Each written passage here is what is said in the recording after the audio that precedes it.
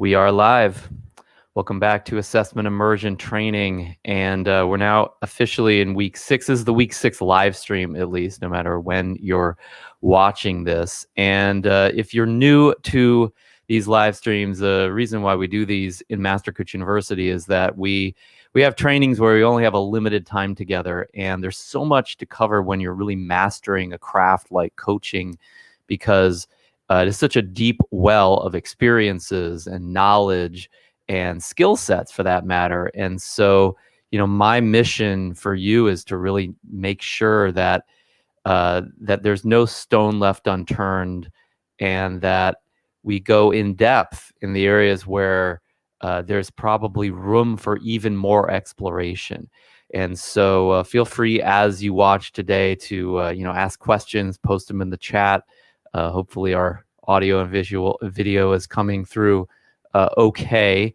But we're going to go ahead and get rolling here. So in Assessment Immersion Training, as you may already know, we're covering using these what we call psychographic profiling tools or assessment tools in order to accelerate our ability to read what makes our client tick, what their strengths and weaknesses are, what how they might approach various scenarios differently than some other client, because everybody's different. We have tremendous diversity in the clients, the human beings that you're going to work with. Good. I'm glad to hear that, Rosalie.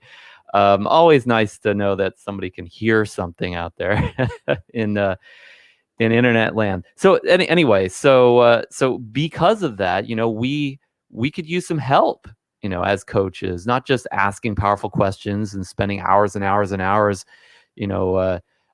trying to soak in who a client is, but actually being able to look at empirically proven graphs and profiles and information that is directly from what's been tested in our client. If you want to know what's really going on, especially I've heard this in business a million times, and it's proven out many times as well. You test it. You test to see what works. You don't have to be right perfectly. So today, this is a kind of a special pivot that we're making as of the week 6 live stream, at least. And chances are, if you're up to date with your assignments and assessment immersion training, you've already made it. But we're moving from this domain of just understanding and working with and looking at the graphs of one individual client, or at least having a single individual client be the primary beneficiary of what we're offering as a coach. We're now pivoting over to working with groups and what we call group dynamics.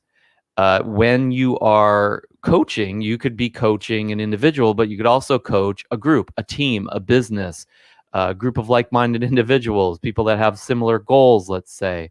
But most of the time, when you're working with group dynamics, you're either trying to help an already existing team get better and more productive and accomplish what they want to accomplish together. The Olympic diving team, the local softball team, a team of developers working on a piece of software, an executive team, a family. Get the idea. Or you're actually helping to build a team, add people to a team that are the right fit. Now, that's something that we're going to cover third and final in assessment immersion training. But now we're making the pivot into what we call group dynamics, working with an already existing team. And so today we're finally actually going to start talking about that from the perspective, well, kind of an overview, if you will. And so today we're talking about how to coach your client in dealing with other people.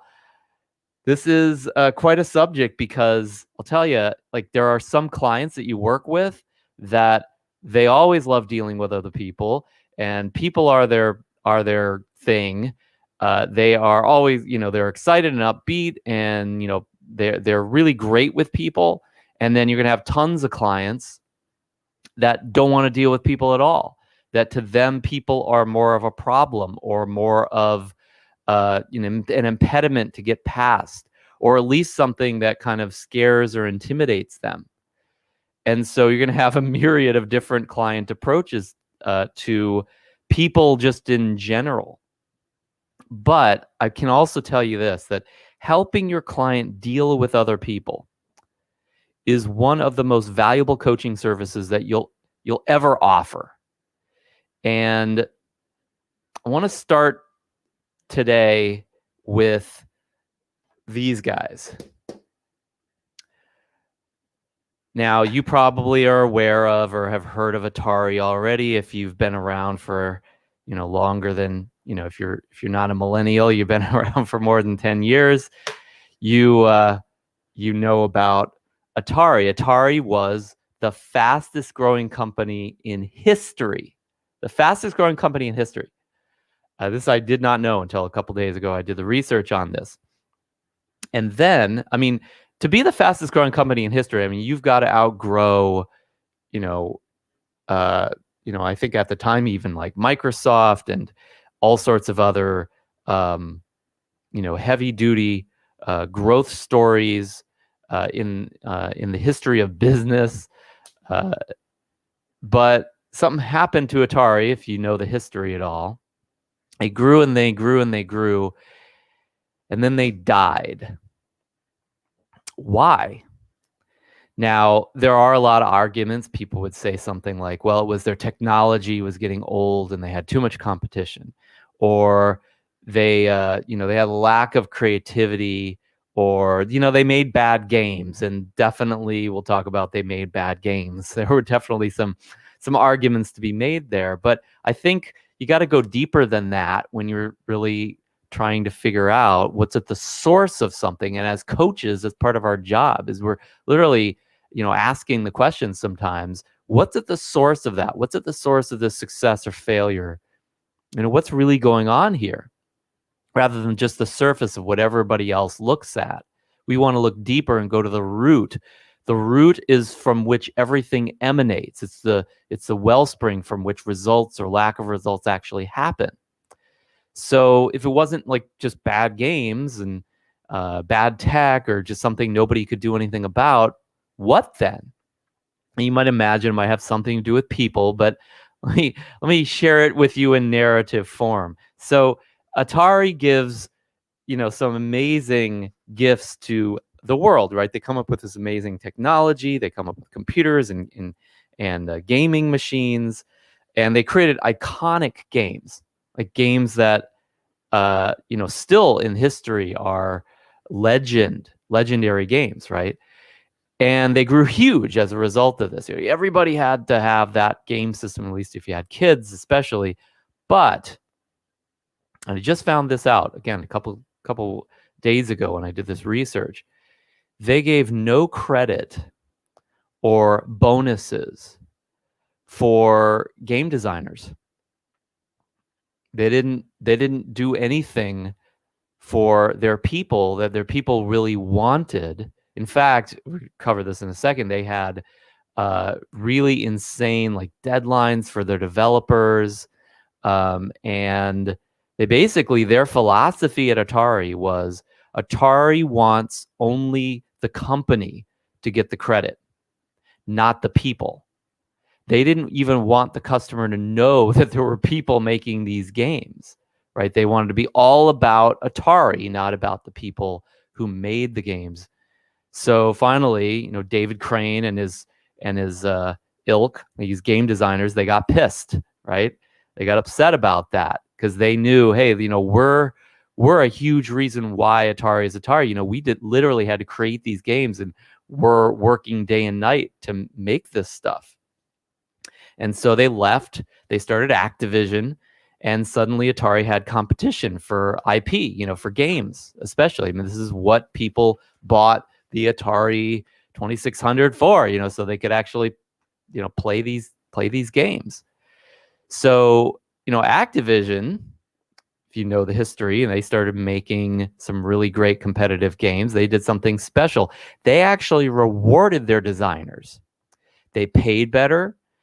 They put designers' names on the games. Like when they advertised the game, they'd say, this is, Pitfall by David Crane. This is so-and-so by this other person. They literally had names of designers that, their designers became celebrities in a way, or at least got credit. So at Activision, game making, the game making and the customer's entertainment wasn't about Activision, like at Atari. Now, obviously, everybody knew Activision was Activision. It was about the team, the people that made the games. And Activision's games, lo and behold, were more popular than Atari's eventually. Atari got left with the shitty designers, people that were willing to be abused and treated badly, or at least, didn't have the skills to move on to a better place. And then Atari made games that were legendary for how bad they were. In fact, speaking of Pac-Man, Rosalie, I was going to mention this as well. It's in my notes. The guy who made Pac-Man was an unvetted designer because, Atari just didn't have anybody halfway decent at the time. So they just find some unknown designer, and they gave them an obscene deadline. They gave them like 8 weeks before the Christmas point to make the game. And of course, when we look at Pac-Man, it was still a very popular game, but it also, people were very upset about how badly it was made. I mean, it was a pale comparison to the coin operated game, the one that you would see in the arcades. And then they made games like E.T., which was like known as the worst game ever made.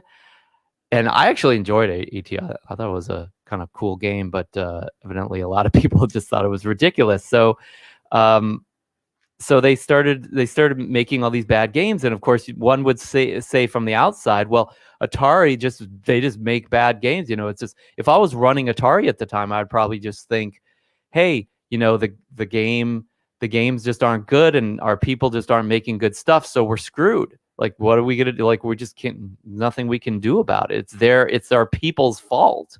It's not my fault. But then it got even worse. It wasn't just that they were making bad games. I mean, they were still the most popular system in the world. So Atari started to lose money. And the reason why is because the way their business model worked is they would sell these consoles, these game systems, for under what it cost them to make it. This is still typical to this day, actually. So this really fancy game system cost them a lot of money to make, big piece of hardware, and they'd lose money on that, but they'd make it up in the games, right? Because their games are not cheap. And so when you buy a system, obviously the reason why you buy a system is to buy a bunch of games for it, buy a bunch of software for that particular operating system, right? So they make up their loss on the games. But now, you guessed it, now they're getting squeezed because their consoles are the only thing they're selling. They're not selling games. Activision's the one that's selling games. So people would buy this console from Atari, and then they turn to Activision to buy all the games. And all of a sudden, Atari can't recoup their losses in selling their consoles. So the reason why Atari failed long term was, and they filed for bankruptcy actually as late as 2013, but they had tons of problems before then. Atari didn't work well with their people. That's why they're a footnote in history rather than already an always present phenomenon or brand in the world of gaming. And what's interesting about this is, knowing the gaming industry, even to this day, the game designers themselves, present day, are just as big names as the production studios and game makers and big houses that, big brands that pay them. We know about these game designers. And so these legendary game designers come and they make a game, and people will follow them to that new game because they're aware of that designer. The designers themselves are as much of a celebrity as the brands are.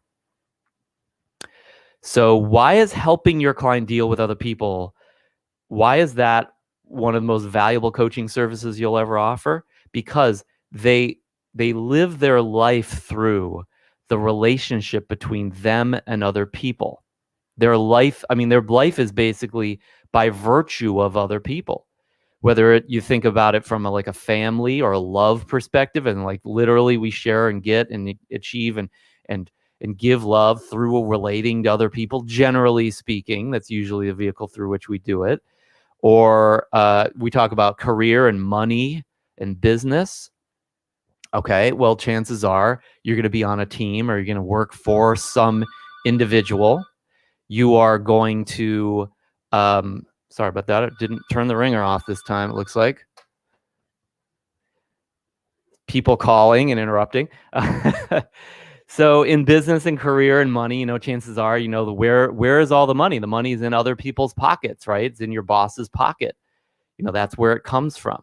And even if we talk about something that normally would be described as internal, like, emotional life or spiritual life, most of us, our emotions are in a big way open loops to other people and our relationships with them. And our emotions are other people's emotions. We learn emotions from other people. And our spiritual life, a lot of times, is communal, right? We go to church. We are impacted by other people spiritually in a big way, especially relationships.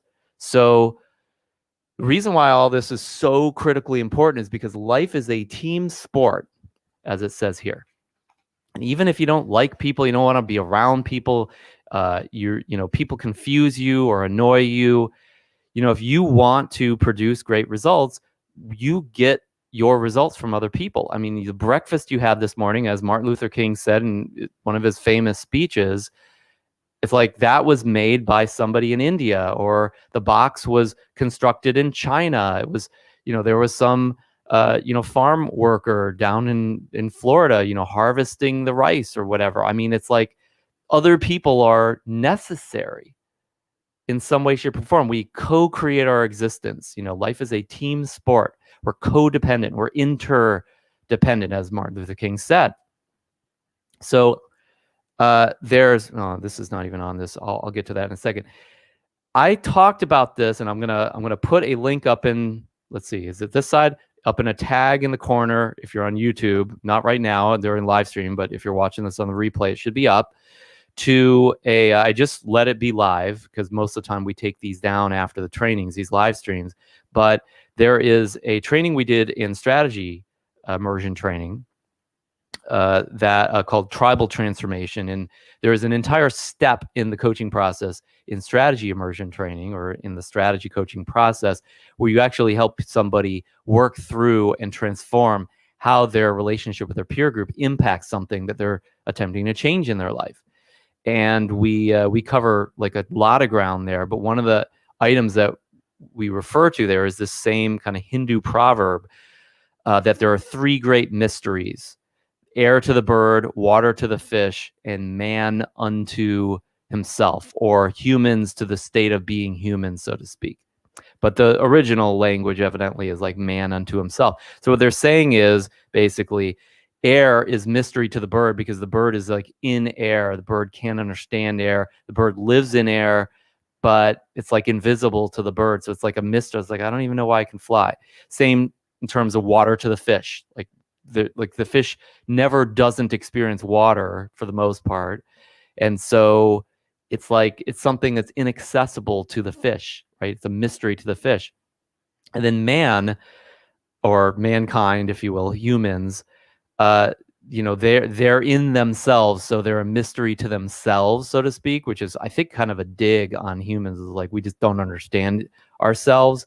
But more specifically, I would argue that mystery is man unto mankind, not just himself or herself, right? It's not just I'm a mystery to me. It's the people I'm around, and the fact that I'm in the state of being human that's given to me. I've inherited it from other people. I am who I am by virtue of other people around me. If I was born alone and I didn't have any other people around me, I would not be who I am. I would not be a shadow of who I am. I learned language. I learned how to operate. I learned my emotions. I learned strategy. Basically everything that I am as a human that really is more than just some animal on the street or in the jungle is by virtue of other humans. So my mystery of me is that came from everyone around me, the people around me. And so I would actually argue that that's not really a mystery. Like, it's not really that great a mystery. Humans unto themselves, or humans unto the state of being human, or even humans unto other people, and the people that they're the water that they live in, the substrate of their world. It's not really a mystery. They just don't want to look at the truth. I think that their life and the results of their life, it's lived by virtue of other people. Even if it's not lived by virtue of other people, it's lived through other people in some way, shape, or form, as we just argued and talked about. So man doesn't want to look at that. People don't want to deal with that. They don't want to realize that. And we could see the result of that, the way people operate in life acts as if that's not true. And I think they kind of know it's true, but they don't want to deal with it. So they end up confused. And so their experience of life ends up being a mystery to them. It's not really a mystery. It's just something that a lot of people don't want to face, I think, or most people don't want to face. And so, of course, people sign up for coaching with you because they don't want to face that and they want you to fix it, right? And you can't necessarily fix them not wanting to look at the truth, but you could certainly help them to deal with other people. So I'm going to show you today, we're going to cover 4 different models of human interaction and dealing with other people, group dynamics. And each of these models are in consistent existence throughout every client's life. Okay, so I don't want you to think like these are each different ways of looking at at group dynamics or at human interactions.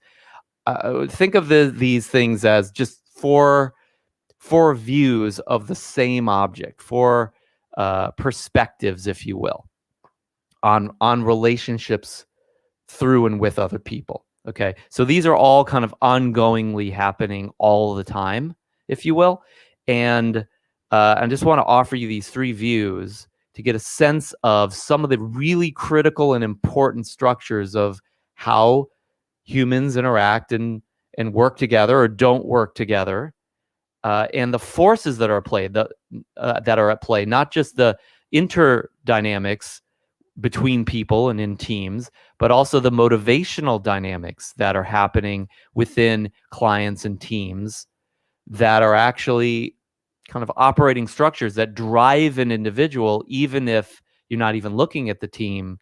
These things are also driving your client. So let's just get to the models, and then we'll give you some examples of how these things tend to play out with different graph results as well, because I know that's been a big call lately for some examples. So let's start with model 1 here. And this one is a very basic piece of understanding, but it's really important. One of the most important understandings around human relationship, which is that clients meet survival needs. Your clients meet their survival needs through people, and meet their survival needs through people. You and I and your clients, we meet our survival needs through other people. Now, if you haven't been through strategy immersion training yet, you may not be aware of this, but basically what drives human behavior, what drives human emotion, what basically is the reason why we do or experience anything in our lives, and also kind of like the target we're constantly trying to hit, and the main motivating force in our life, not to mention a controlling force in our life, because it's survival, not just like an ideal or a motivator. It's a necessity, are 4 needs.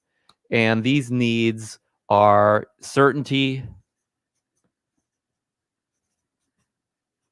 feeling of consistency and predictability, that we have a certain amount of control in our life, comfort, variety,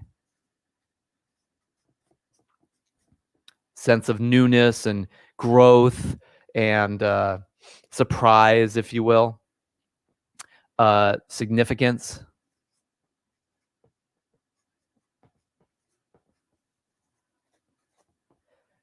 sense of importance and pride, that we matter, that we're unique, different, that we stand out, that we're special, worthiness, if you will.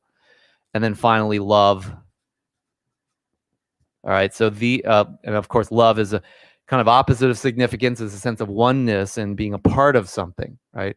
So you might think, well, love is the main driver in terms of people, and that might be true, but we also get our certainty from other people. I mean, how many people, when they doubt something, they look to other people for the advice, right? We do it all the time. We look to how other people are acting to know how we should act, right? We've seen that dynamic very much in our recent history, right? A lot of people are uncertain, not sure what to think about something, so they look at what other people around them are thinking, and then they just kind of take those tribal ideas as their sense of certainty, as what they believe, right? And all of a sudden people turn into seemingly sheep, and they're not sheep, they just need certainty. And so when we don't have it within ourselves, we look at it, we look for it outside of ourselves.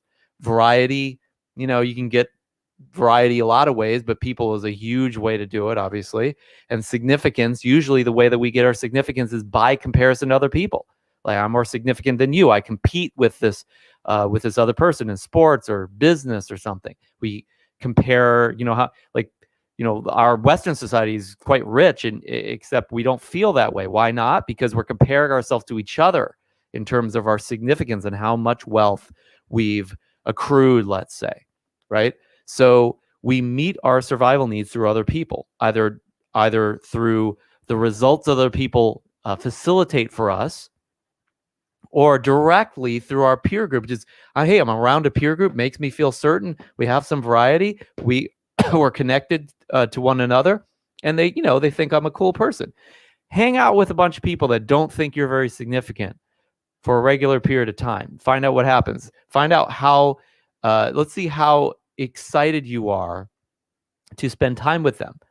By the way, that's a really critical thing, to hang out with people that are better than you at certain things if you're gonna get better at that thing, probably. That's a really critical thing, but not a lot of people want to do that because they get feedback that they don't like to hear, right? Because it makes them feel insignificant, right? So this is a huge dynamic. Model two is, and we talked about this the other day in training, clients bond with people.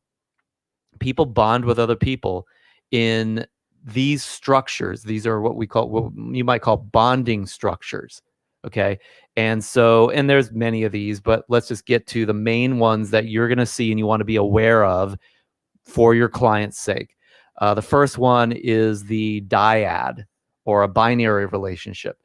And so each of these bonding structures, by the way, I made these little orange kind of connections to give you a sense of how these connections hook up. So a dyad just has one connection, right, between two people. It's a binary relationship. It's two people, right?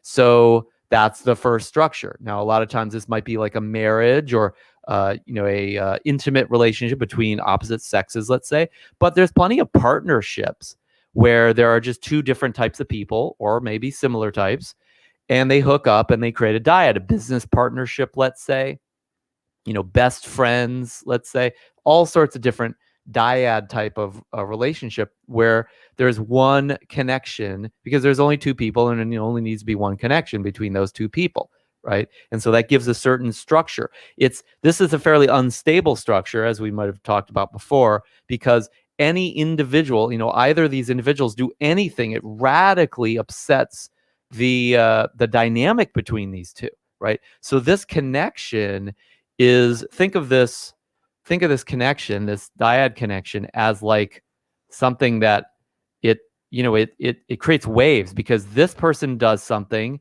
it sends a wave through that connection. This person does something, it sends a different wave. So this connection, so to speak, this third entity that's formed in this relationship beyond the two people, becomes something that's kind of rocky. It's kind of wavy, right? And so dyads tend to break off, right? People tend to break up or divorce, or partnerships end very quickly. There's not a lot of partnerships that stick around beyond, a couple months, couple years, unless there's major there's major incentives to do so. But even when there are incentives, Simon and Garfunkel ultimately just stopped being Simon and Garfunkel.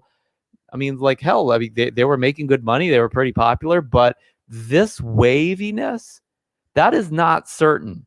right?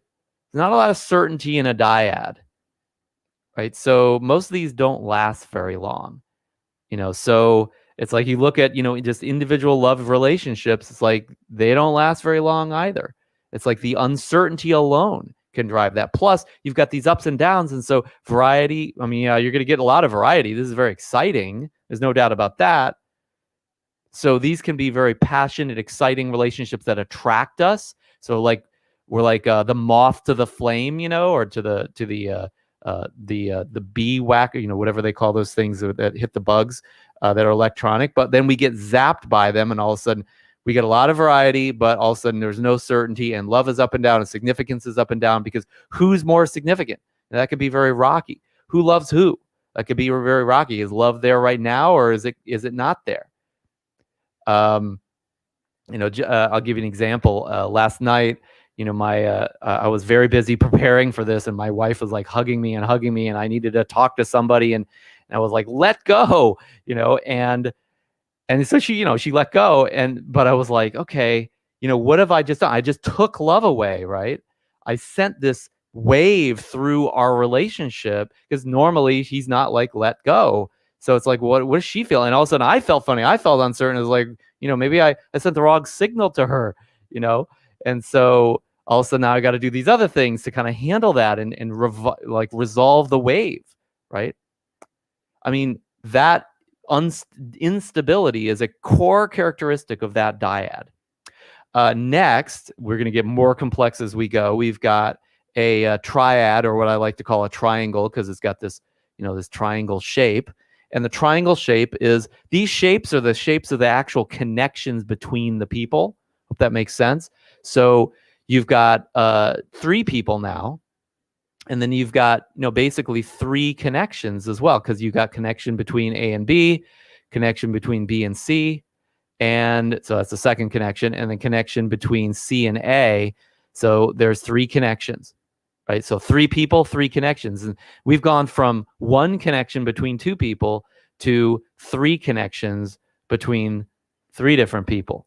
Okay, so more complexity there. Now, this is a more stable structure, because one person says, let go, or whatever. And, well, I mean, these 2 can still connect, even if this one's not connected at that moment, right? There's more stability. There's always somebody to turn to who's maybe not changing in the moment, right? So more stable, but this is also less predictable, because there's more individuals involved. So dyad is actually relatively predictable as to what's going to happen. There's only 2 players. If you know both pieces on the chessboard, you can kind of predict the outcome, even if it's a rocky road to that outcome, right? But in the triad, in the triangle, there's a 3rd player, and so there's more mystery here. Or even if you know all 3 of these people, guess what? Because each individual is impacted by the whole, these people could change just because of the triad that they're a part of, and you can't necessarily predict that, right? You can predict, like, I can fairly easily predict person A's impact on person B, and vice versa, and how that, it's like a pinball back and forth, right? It's only 2 items to deal with, right? And if I know these people's graphs, and I know their how they react to things, and what their emotional structures are, etc., I kind of know, okay, here's going to be the back and forth between these 2, and this is going to escalate to a certain point, or it's going to, die off, or it's going to just be kind of flatline. I mean, I can tell what's going to happen here. Here, well, yeah, I might be able to talk about that dynamic, but then we've got this person is sitting here watching that dynamic a lot of times, so they're going to have a 3rd impact, even if they're not participating in that, which they are, because they're a part of the triad, and then they're going to do something, and you get the idea. Like, we have radically more complicated outcomes here. So it's more stable structure. This will last longer, and it will stay in the same state for a longer period of time, but it's less predictable. And frankly, it probably takes more maturity to actually deal with this type of relationship if you're in it as well.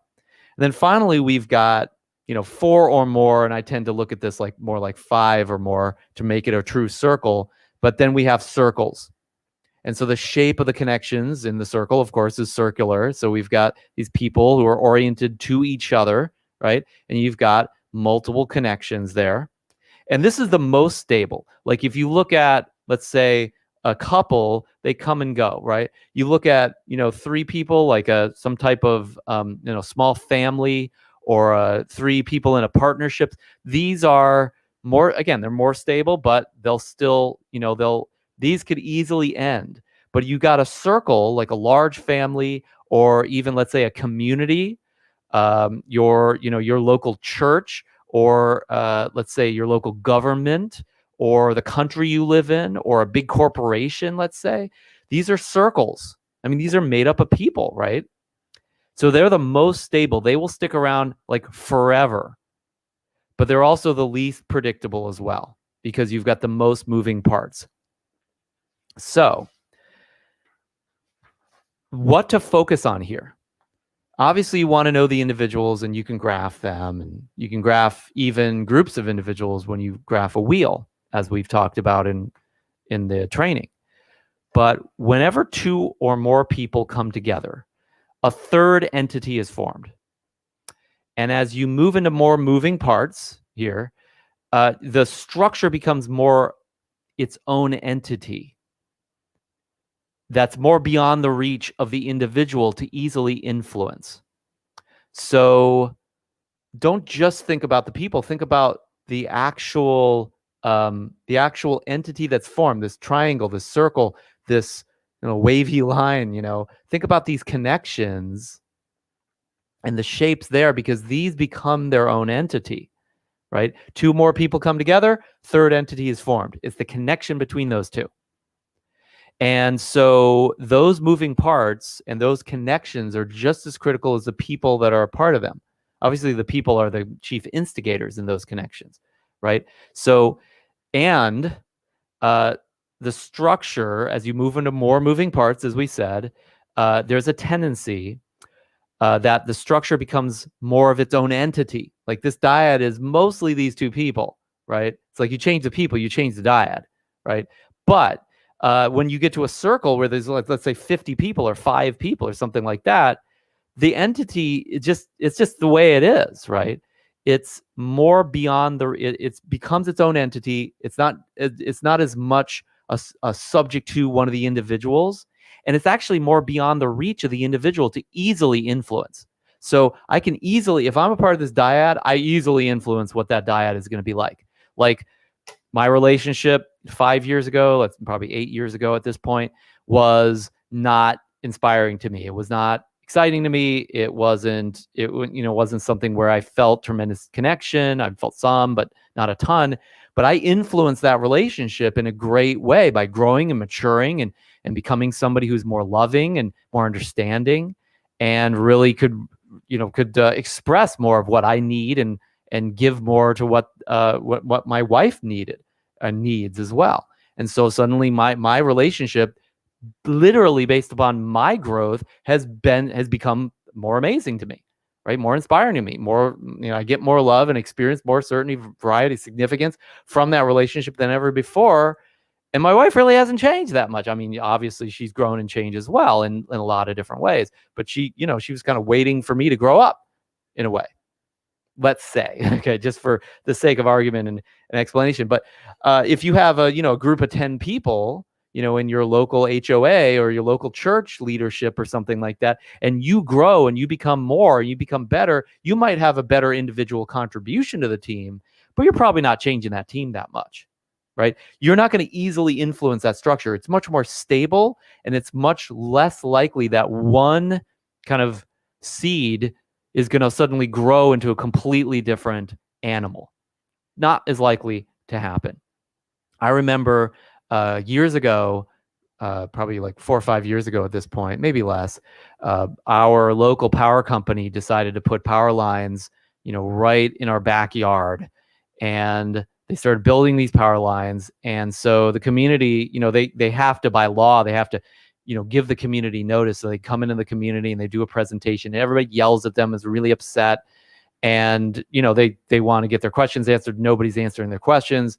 and they just weren't very helpful at all. And so, I said, you know what, we got to do something about this. If the community doesn't accept this, we make it hard enough for them, they might take their power lines elsewhere, so we don't get like cancer and have our home values go down to nothing, and all the things that are in the interest of the community. The community's best interest was not to have these power lines right in their backyard, especially if they got kids. The statistics on cancer and power lines is not great, even though they've created other studies to cover up the evidence since the 30, 40 years ago that they did those studies that are fairly good evidence that the risk of those things go up for a variety of reasons, and they've solved for the confounding factors. So I looked at the science and I said, this is not good. It's not good for us, not good for our families, not good for our community. So started to rally the community to actually voice some things around this beyond the local HOA. We wasn't really doing anything, and ultimately they didn't. And got some people together, and we started talking about what we can do, and we started to try to create a kind of a wellspring of the community response to this.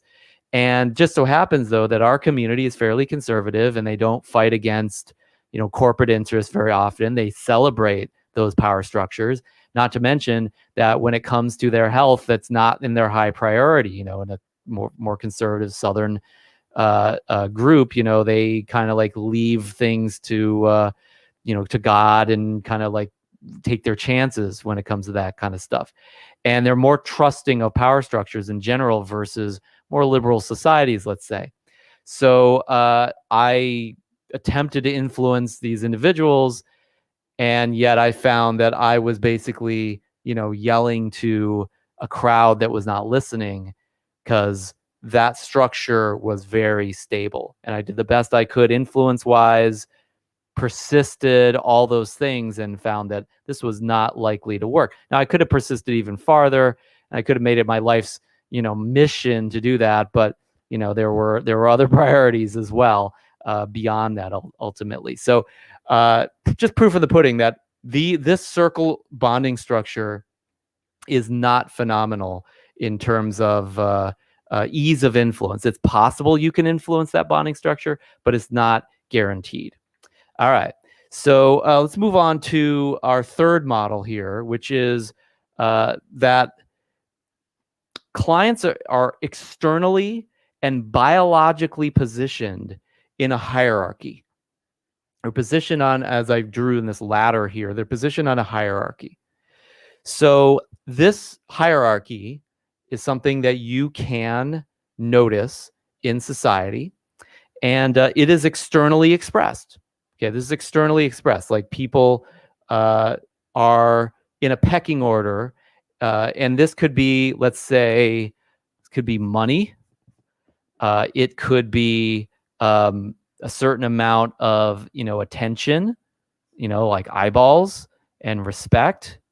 It could be certain accolades, like rewards and things. There's all sorts of different things that are expressed in this hierarchy that the top of the hierarchy gets more of than the bottom, let's say. But these are externally expressed. That's the point. They're also internally expressed in, let's say, body language. Like if you can tell if you just look at a group of humans who the alpha is. The way they hold themselves, the look that they have on their face, the way they breathe. You can actually sense the alpha. This is measurable stuff. Person who's kind of at the top of the hierarchy. You can also sense the omega, because they're gonna move and have a posture in a variety of different ways that are way different than the alpha, right? We've even seen when people at the bottom of the power structure end up moving to the top, they literally express themselves differently. They express themselves with different actions, different body language. This is also, by the way, we've seen, and science has proven this is also biochemically expressed. So the alpha always has higher serotonin levels than the bottom of the hierarchy.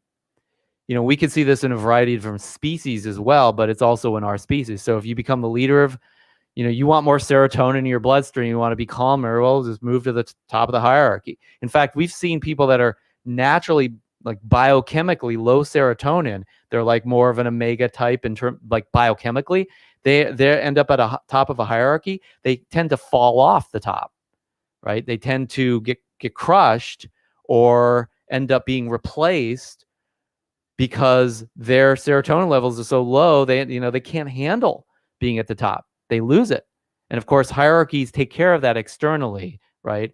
There's competition for the top, or the top has certain responsibilities in our meritocracies nowadays, where people have, they just can't serve in that way if they're going to operate in a really nervous and in a way that just is not going to deliver the goods, so to speak. Make sense? So this is externally expressed, internally expressed in like the way somebody operates, and it's also biochemically expressed. These are all things that are fairly measurable, okay? And so you have an alpha at the top, and then you have betas, all the way down to the omega, basically. There's all sorts of dynamics that are based on this simple, oversimplified hierarchy that chances are, if you're listening to me and you're a human being, you're probably a beta. You're not the alpha, you're not the omega. You're right kind of in the middle, right? So betas have a certain dynamics to them individually and in a group, right? But alphas do as well, and omegas do as well, right? They have different ways of operating. So let's backpedal just for a second here. I got a question for you. How do, like we talked about these bonding structures, how do these bonding structures impact Model 1? How does the core dyad in somebody's life, or maybe a triad that they're in, or a circle that they're a part of, impact how they meet their needs through other people, their survival needs?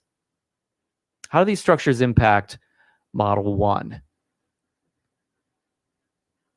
Because they do impact it, right? Like how I meet my need for certainty in a dyad is going to be radically impacted by that dyad, isn't it? Let's say I have a circle in my business, which I do, and I have, let's say I don't have this, but let's say I had a dyad in my my home life, my intimate life, right? And I need certainty, right? Which of these structures am I going to tend to get more certainty from, all things being equal? Probably the circle, right? So let's say I'm a really certainty-driven human being, and I have these two areas in my life, both important relationships, right? Which one becomes more important to me as somebody who's primarily certainty-driven? Probably the circle.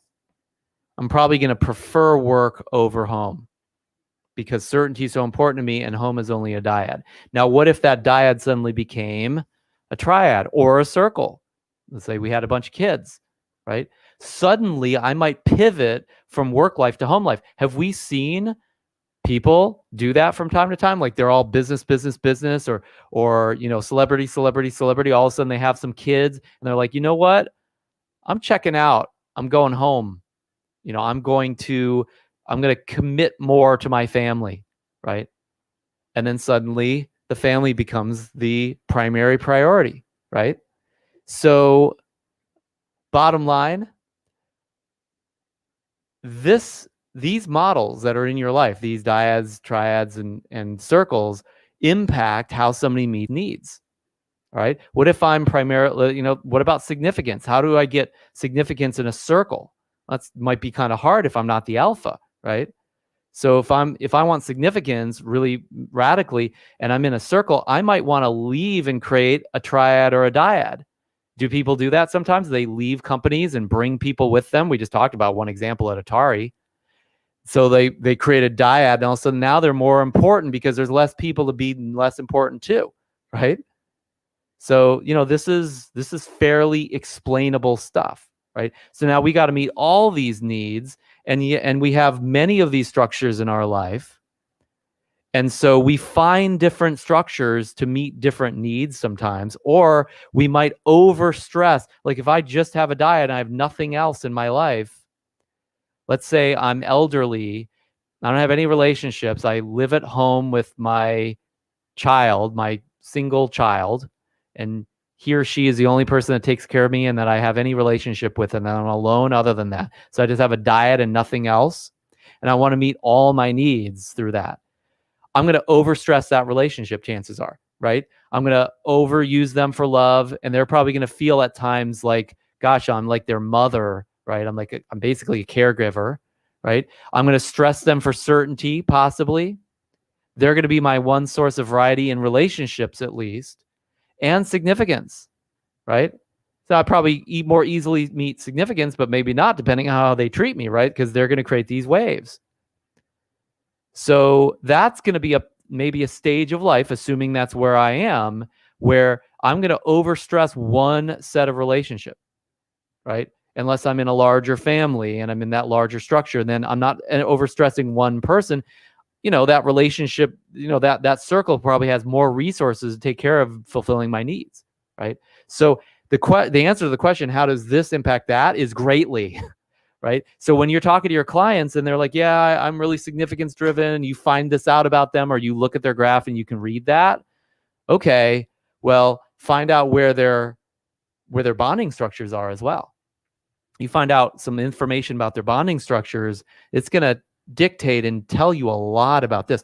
I have a client his primary source of certainty and love for sure, if not a good amount of significance, is his primary dyad.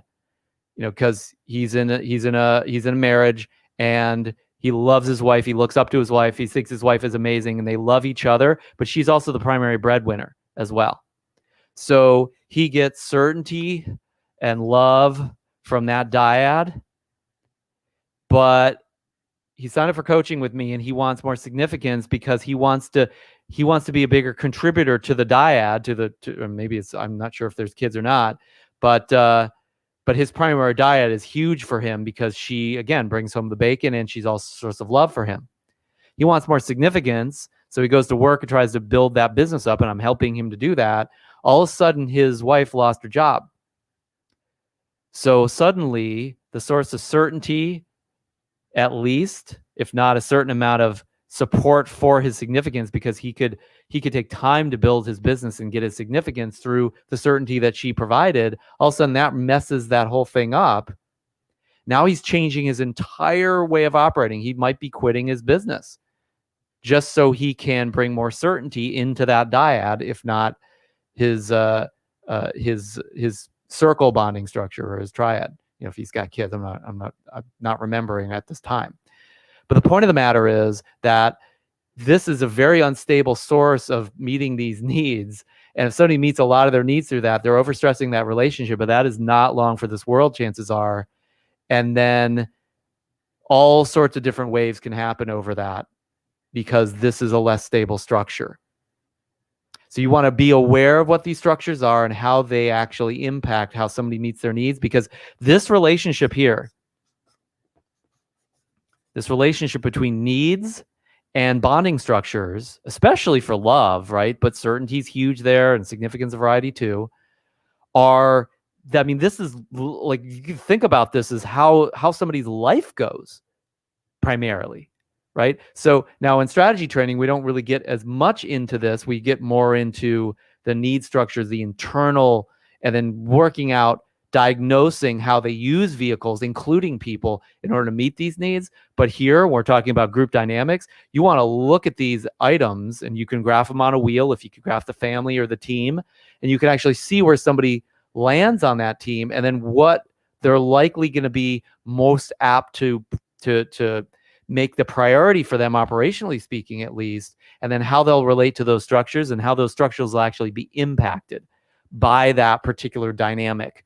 Not just the internal dynamic in your client, but the external dynamic between how they transact between these structures and the way they meet their needs or meet others' needs on the team as well. Make sense? This is a big deal, how this impacts that, because this is from which you get this, right?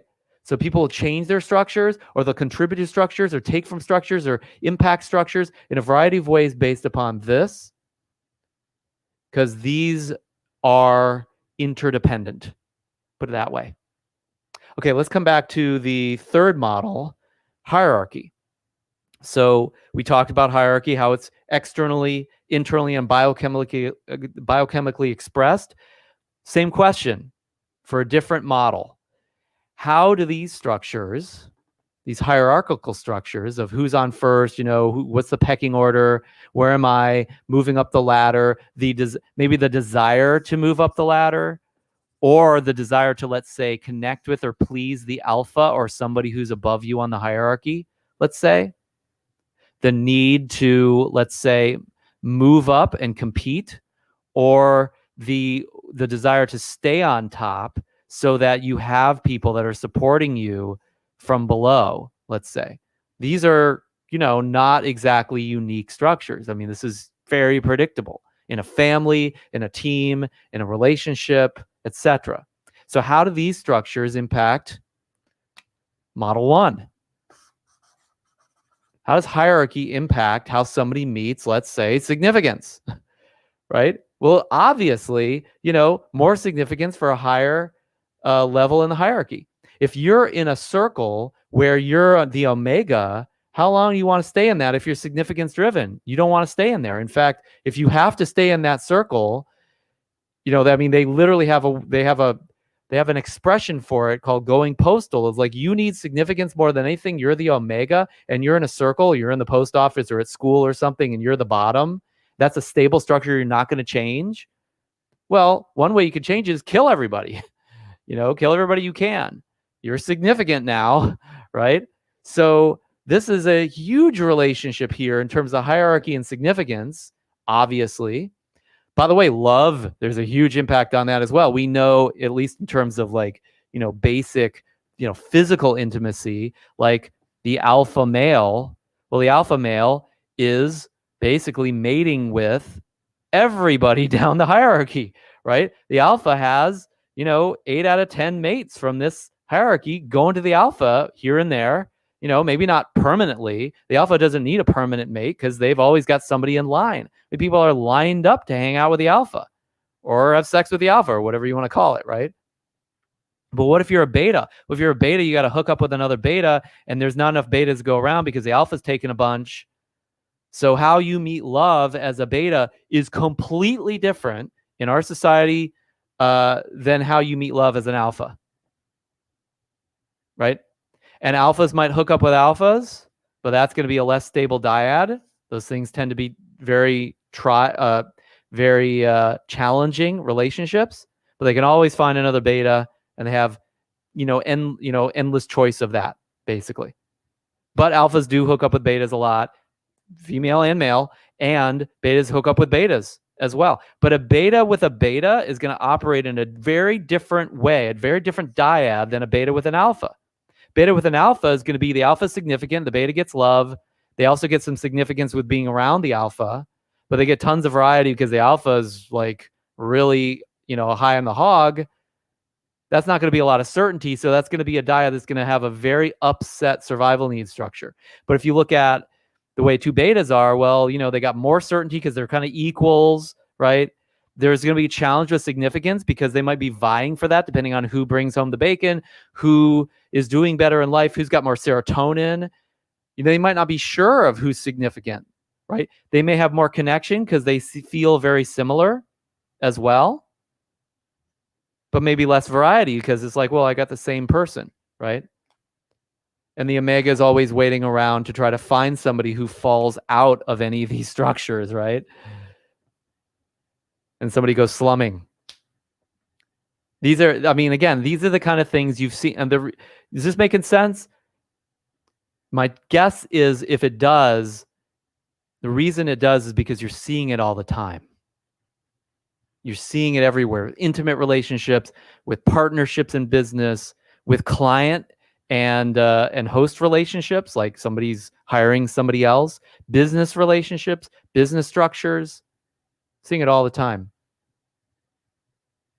So people meet their needs through this hierarchy, significance especially, but all these other needs are definitely at play in these structures. So that's how this structure of hierarchy impacts survival needs. And it also can change the hierarchy depending on who's driven by what. What about how these hierarchical structures impact... Oh, I lost my red. How these Okay, I give up. Let's use black. It's not as easy to see. How does these hierarchical structures impact bonding structures? Well, we already talked a lot about it. Huge impact there, right? We've got hierarchy in a dyad, very probably. We've got huge hierarchy in a triad as well, right? There's going to be an alpha probably. It's just dependent on who it is. Is it the kid? Is it the mom? Is it the dad, right?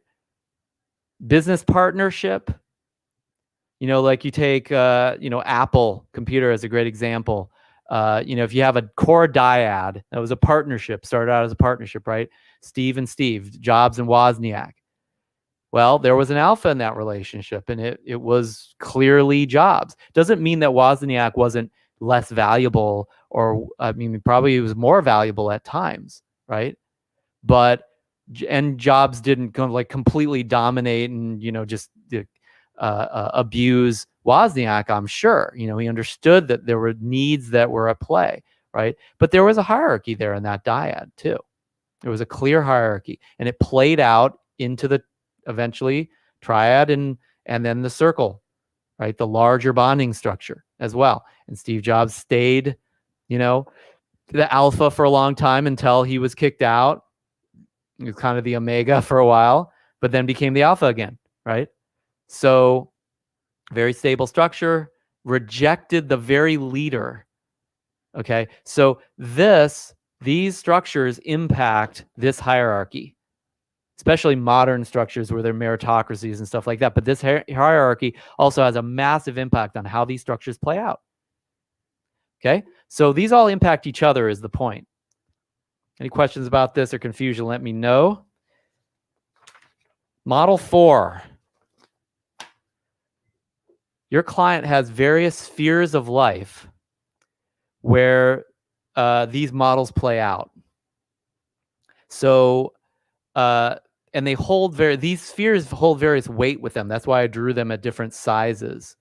Okay, so most of us have a work life or a family life, and we've got our own life, kind of ourself.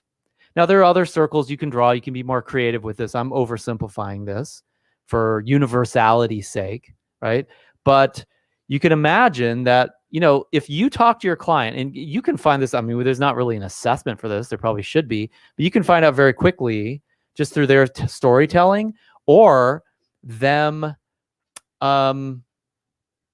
just answering your questions, what spheres of life hold more gravity with them. Like somebody says, hey, I work 24/7 and I go home and, spend one day with my family, right? So it's like work is a little bigger than family here, a lot bigger than family. I have no time for myself. Self is a little dot, right? And then there's going to be overlap maybe between some of these things. Self could be in work or in family or just on its own, or, have some overlap there in the Venn diagram, right? So somebody who has work over family over self, what do you think would show up there? It's going to be a different life, isn't it? Versus somebody who has family over work over self, or family over self over work. Like maybe work is a little dot, self is, kind of moderately sized, and family is huge, right? Or maybe it's just family and 2 dots, right? You want to find this out, because these are their spheres of influence, their spheres of life, their domains of life. And guess what? These domains are made up, other than the self one, of other people as well, right? Of bonding structures and survival needs being met or not, or whatever. So depending on the gravity of these, the size of these, and the weight that they hold, depending on what phase of life somebody is in. Because when somebody's young, what's the biggest? Like when I'm 10, out of work, family, and self, which one is the biggest, do you think? If you said self, you're probably correct 9 times out of 10, or almost 10 times out of 10, right? When the kids that self is not the biggest, when they're 10, those are the kids that we call little adults, because they had to take care of their family, take care of their mom, take care of their little brother, something like that. So family became more, bigger than self, or work became bigger than self, right? But, chances are when you're 10, it's like work is nothing. There is no work. Self is huge and family is smaller, right? At some point in your life, 20, 30, work becomes really big. Family becomes a dot, because you've moved out, but you don't have one of your own yet. And self is still maybe moderate, right? You might balance work and self or something like that. Later in life, all of a sudden, family might become big again. Work may start to shrink or stay the same, and self can become a little dot, right? Your life becomes way more about, everyone around you than you, right? So hopefully you get this. Like, this is a major impact on somebody's life, and we can actually measure this either by dialogue or actually by plotting them in various bonding structures as well on graphs. Make sense? So this is huge in terms of how it impacts somebody. Now, what do you think the impact of the spheres of somebody's life has on how they meet their needs and how they meet their needs through other people? You ever think about that? How somebody who overvalues work or spends most of their time at work, family is smaller, or their self is a little dot, where are they going to get their significance from? Probably work. Where are they going to get their variety from? Probably somewhere between family and work, but they got no variety for themselves. And maybe that's a moment in the week where they get a little bit of their own variety from some entertainment or something minor, because it's not a big, they haven't expressed themselves and who they really are very often recently. Where do you think they get love met? Probably family, but there's a good chance they get a lot of love at work too, or else they wouldn't make it that big. Probably get primarily certainties met through work, but some through family and very little or none through self. So they can meet their needs completely differently. They go to different vehicles, different bonding structures to get their needs met depending on their spheres, right? My 10-year-old daughter, herself, really, really big, family, smaller, work, non-existent, or like a little dot. She's going to get her needs for significance. Like, she'll tell me all her latest like Minecraft buildings that she built and all the fidgets that she got. And it's like, that's all self, right? She might look at it as work, but it's, it's not really work, right? It's not transactional in nature. It's just her own thing that she feels like doing. It's all her, right? So all the significance is through herself, her certainty through herself and what she's able to do or not do. Love does come in a lot of ways from families, no doubt, but also from her own exploits and getting love and transacting love around her own pursuits, if you will. And most of her variety comes through self, not just through family, although family is a secondary, basically, right? So where you meet your needs is where you spend your time. And where you spend your time is also going to dictate what bonding structures are you impacting or are impacting you. So how do the spheres of life, now that we're on the subject, how does the spheres you select and how you transact between these spheres impact your bonding structures? Well, we just said it, basically. It's like, well, if work is a circle, like it's a circle for me, well, that's going to be very stable, more certainty. And then all of a sudden now this all impacts that, right? So more stability at work. Family, let's say, mine's a triad, less stability, right? More ups and downs, more variety, but less certainty, right? If I'm certainty driven, where do you think I'm going to spend time, right? And that's a force at play in my life, right? So these are obviously going to be, it's like, what is the structure of each of these, and what's the structure you got to mitigate around self? Because there can be things that are purely for yourself. Like, I like to play music, but guess what? If I like to play music, I got to do that with other people. So my self realm is going to be in a triad or a circle. That's going to impact how I meet my needs in that self realm or not, right? So these spheres radically impact the dyads that you select and how the dyads impact you in terms of how the spheres would impact needs as well. So these all kind of relate to each other. Okay, final questions. How do the spheres of life that your client has impact model 3, impact the hierarchy? How does that come back to haunt the hierarchy? Kind of the same thing. Is this kind of a theme here? Is that the spheres I select will impact, like, I get to be the alpha at work, but I'm not the alpha in the industry necessarily. So I get significance from that. And I have a circle that really serves me as the alpha. My family, I get to be, you know, the alpha is, well, I get to be alpha a lot, so I get a lot of significance there in these different bonding structures, and those bonding structures meet my needs or some of my needs in some really, really big ways. You know, if you are, let's say, like my wife is the alpha at work, she's the boss, everybody works for her. She gets more significance at work, which, you know, she's maybe more of a beta at this point in the core triad. Sorry, hun. But, you know, I mean, she's placed herself in that place, and to some extent that makes sense. She's definitely moving up as she makes more money and she does better in terms of bringing value to our family financially, but she's always brought value in terms of love. And so she's like a beta there. So maybe she doesn't get quite as much significance, and she's got to vie for that from the alpha or whatever, from other betas, but she also gets tons of variety from family, right? So she's going to spend more time in family because of love and variety. And then she'll go to work for significance, let's say. So now you've got a split in vehicles, right? Like, let's say for her, she gets significance from work as a beta, or I'm sorry, as an alpha, right? And then she gets maybe variety and love from her beta relationship at home, right? So these spheres are impacted. When she started getting more significance at work, she started working 6 days a week, 7 days a week sometimes, right? Why? Because she was a beta at home, and it's like, well, I only get so much significance from, you know, my husband and my daughter. You know, my daughter is like, you know, give me stuff. It's all about me, right? So it's like she's gonna go to work a lot more often. She gets that significance, man. She wants the significance, as we all do. We all deserve to have it, right? But she'll also start to lose some of these things if she's not getting at work, which she maybe doesn't as much. She gets some variety, right? So she's got to go up and down this hierarchy in terms of her own way of looking at things. She can go to work and she's in charge, and she comes home and she's like, hey, honey, you want to spend time with me? Different dynamic, right? So these spheres of life impact the hierarchy just based upon where the hierarchy naturally stands in those spheres, and the hierarchy and the needs structures impacts these spheres of life as well.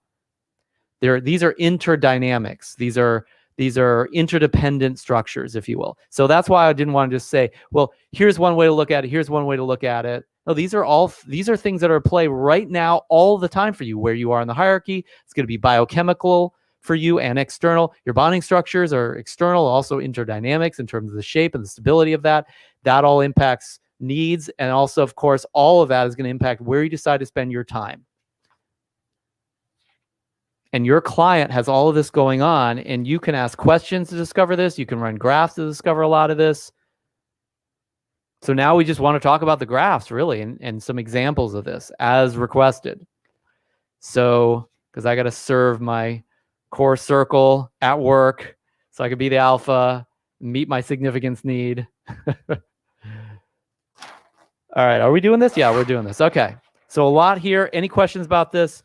Hit me up in the chat.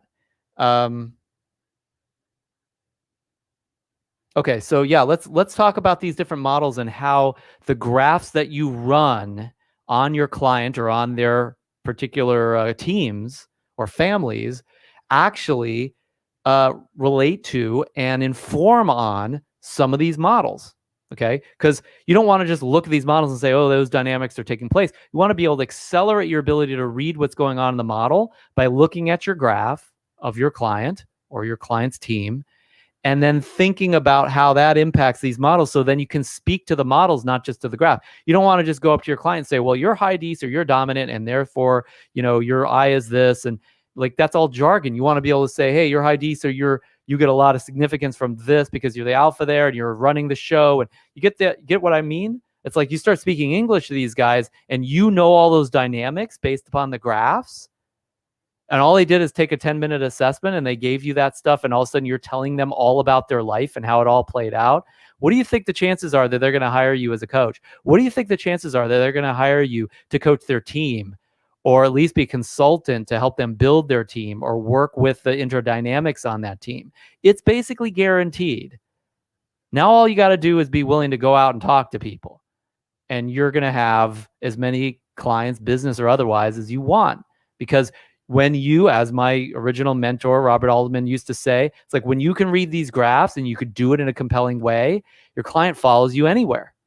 They will just follow you anywhere because you are the authority and you are the knowledge base from which all these important dynamics in their entire life and their business flow.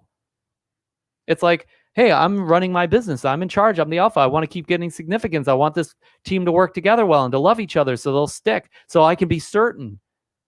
Okay, well, I can tell you all the dynamics as to why things are happening that they are and how they're going to happen. We could kind of predict a lot of that stuff. We could select people to build that. What are my chances of hiring you? It's pretty much guaranteed if I have the money to do it and I have the budget, and a lot of people do, so you just got to find those people. All right, so let's get to these examples. All right, so model 1, survival needs. So clients meet survival needs through people, as we know. So what if you are, maybe I should get a brighter version of this. We'll just use orange for fun. All right, so what if you are, and I place this in a different way. Generally speaking, on the disc, if you look at a disc wheel, your D, I, S, and C, are in these areas here. We can actually somewhat predict the tendency that the top of this graph is going to be more significance driven. The bottom is going to be more love driven, operationally speaking, at least, if not deep down. That the right-hand side of this graph is going to be more variety driven, and the left-hand side is going to be more certainty driven. This is fairly consistent. These correlations tend in this direction, right? Like I've got an SC that I'm coaching right now, and he is #1 with certainty. I mean, I could predict that, right? And his weakness is variety. It's like, where am I going to get the variety from? And then, if I have an IS on my team, I know they're all about connecting.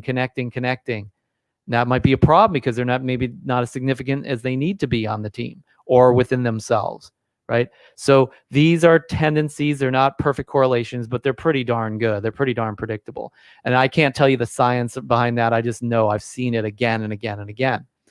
So what if you have like somebody who's really high D? You got a high D. So what are they going to be strong with? Well, we can already predict, right? They're going to be probably pretty significant. They meet that need at very high levels. They're very strong significance. How does that impact their relationship, do you think? How does that impact their work life? Might they be somebody who takes other people's significance away? Might they be somebody who's the alpha?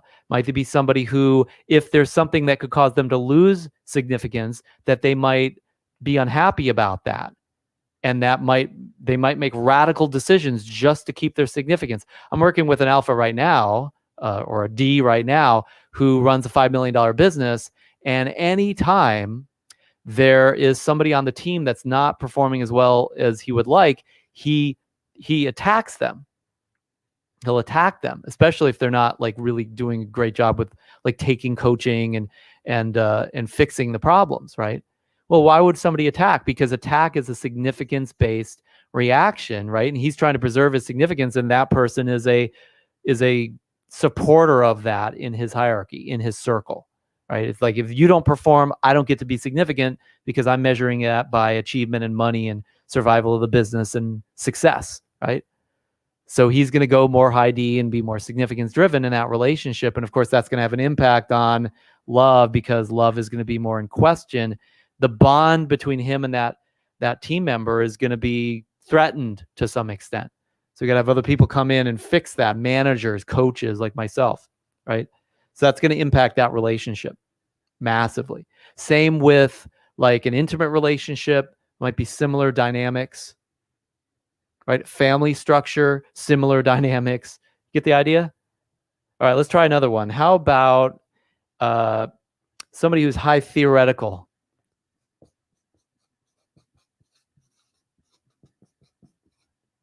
So somebody's high theoretical, so it's a value drive that they have, knowledge and learning and information.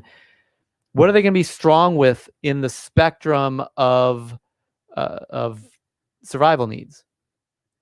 Probably going to be pretty strong with certainty because they've got all the information. Certainty is a very information and data-driven need.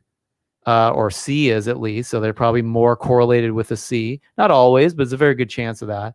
So you're going to be probably pretty certain person, or they're uncertain, wanting certainty. How do you think that impacts their relationships? Well, dyads they're going to have trouble with. I'm coaching, like I said, that guy that has so much certainty, or not has so much, but he's so certainty driven. He's very theoretical. And he is really afraid of getting into a real relationship because he knows at some level that the dyad is going to be very unstable. It's probably either not going to last, and so there'll be ups and downs, or there'll be a lot of dynamism in that relationship. So he's attracted to it because his wound is variety. He didn't get a lot of variety in his life, being boring certainty man. But he also wants to cling to this, and as a theoretical, it's like that's going to be a dynamic for him. He's going to learn all about how to make this perfect and have maybe a relationship that he's going to try to make reflect the certainty thing. So there's going to be a wound or a missing piece for him. It's going to impact how love flows in that relationship. When certainty's not there, he's going to try to figure out why. He's going to try to figure his lover out rather than just love them, right? That's going to have an impact, right? What about the family life that he might have? What about the work life that he might have? It's going to be impacted by this theoretical. This theoretical drive is going to push him in a certain direction in terms of survival needs. What about, let's go to the attributes index. What about somebody who is very high empathy?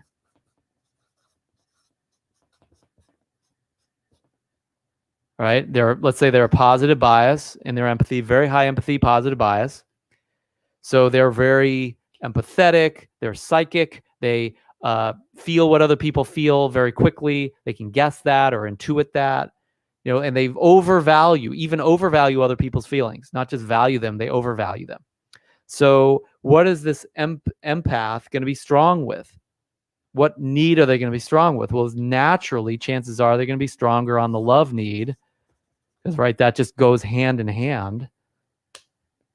Right? So this is going to be a strength for them, that empath. And of course, as we talk about in strategy training, your strength is your weakness. So they might be weaker here with significance. That might be in question for them. They might not have an avenue for more significance for themselves, right? They might actually have challenges with certainty because other people are the basis for this empath thing. They're thinking from what other people feel all the time, right? You're going to maybe have codependent relationships or something that create lack of certainty or threat of certainty. And if nothing else, they're going to probably be low on the significance spectrum in some of their spheres or some of their bonding structures. Make sense?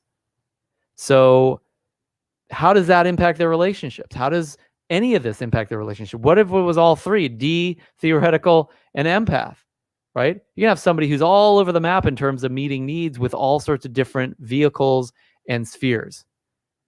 So you want to be thinking about this. And again, this is not about getting the perfect answer to what's my regiment for each of these patterns. It's about asking the question and bringing those questions to yourself as a coach that's just thinking about this person, or bringing them to your client so you can partner on these discussions and explore. You're not the one with the answers per se. Now, I'm not saying you can't have a lot of answers. We can already intuit a lot of this stuff. So, hey, if you could bring answers like this to the table, then you can have an inquiry about something that's even deeper, or an inquiry about the impact of that, and you'll have more time for that. So that's fine, right? But don't just dwell on the answer.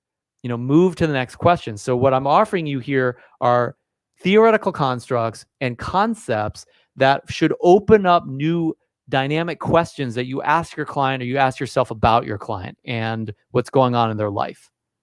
And then you may have better intuitions from that, but whether or not you do, that's not the point. The point is you can bring these questions to your client, leveraging the graphs, leveraging what you see in their assessment results and what you're looking for now. There's not like some answer to hierarchy.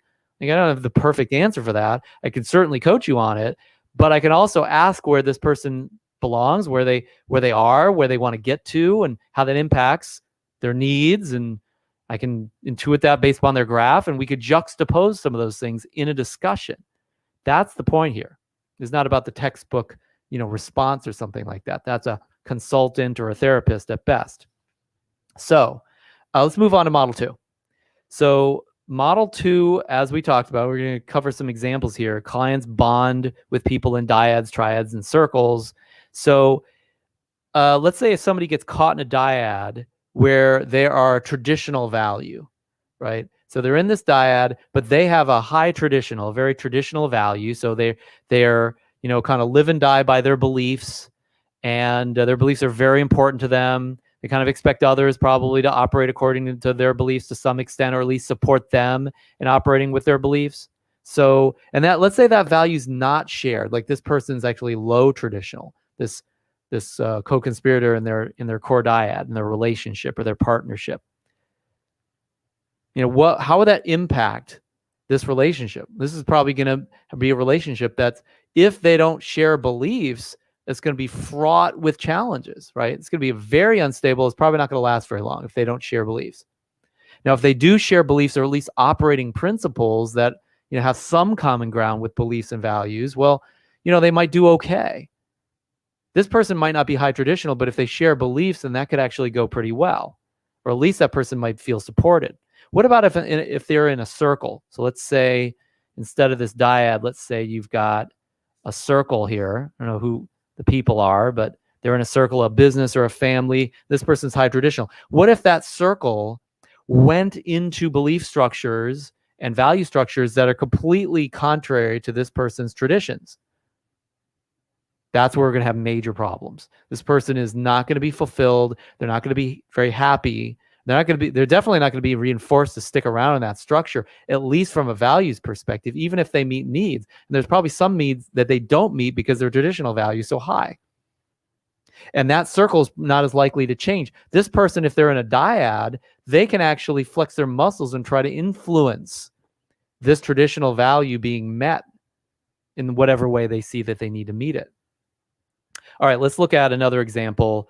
What kind of performance would a DI be? Let's say this person's DI. Let's say they're a DI, what kind of performance would they have? Let's first start just with a dyad. So let's just say this is it. It's just this dyad. And they're a DI. So what do you think? How do you think that's going to impact this dyad? Well, this DI is probably going to be very connected to this person, but they're also going to want to dominate them to some extent. Depending on this person's behavioral profile, that's going to have a variety of different consequences, right? So this could be a very unstable structure for a good deal of time if this person doesn't become the beta or subject themselves to the DI, or at least the D dominance. Plus, there's going to need to be a good amount of connection here too, because the I needs that connection as well. And this structure is highly likely, even if there's resistance on one or the other end, to become a triad, to become a triangle. So this DI, let's say they're now in a triangle. Well, they're going to probably dominate this triangle to some extent, or at least vie for domination of it. But they're also going to need connection. So that could actually have them lower their operating D a little bit so they can get that, because they need it from all parties, or at least need it from one of these parties at all times. So they might attack one and then join up with the other. There might be battles where they create coalitions. There might be a cross-generational coalition, as they say in psychotherapy, between mom and daughter or mom and son against the husband or the father, right? Or vice versa, right? So I can get my love here, and I can still work on dominating dad, right? How do you think that's going to impact that triangle? Or that dyad, that core dyad? Because in a intimate relationship who has kids, let's say, there's still a core dyad that's got to be served. And that core dyad, if you're not serving that core dyad, there's no question where this triangle is going. Even if they stay together, they're going to be dead inside. And of course, then the child learns that by observing that and tries to divorce themselves from the divorce that never happened, that probably should have happened. And they wonder why they're losing their child at 13 to drugs or another peer group or all sorts of crime or other problems, right? Or later on, let's say. This is making sense. Again, you're seeing this all the time around you, and you maybe just didn't have the words to explain or didn't have the technology to discuss it or different words. So now that we can construct models of this and actually graph out what the impact might be, it's like mom is a DI. She's got a 13-year-old son that's on drugs and a relationship that's on its way out. I wonder why. Now, I don't want to just blame her DI, right? But it's like that's a tendency that's probably going to create a variety of dynamics similar to what we just discussed. And so it's like I see the DI and I see those problems. I'm like, okay, duh. It's not hard to figure out like what tendencies might be the basis of this. I can ask questions to position against that to discover more detail as to what's very predictable for that particular family, child, etc. So for whatever reason she hired me, it's like I can work on this piece and the dynamics there and how that impacted within that bonding structure. Just knowing, and we're just talking about DISC here, okay? So it's tremendous advantage over anyone or any other source of results or transformation that you could possibly be competing with. And chances are there's no competition when you bring these kind of dynamics to the table. Okay, so we talked about the triad. What if this DI was in a circle? So now we've got more circular structure here. Lots of people.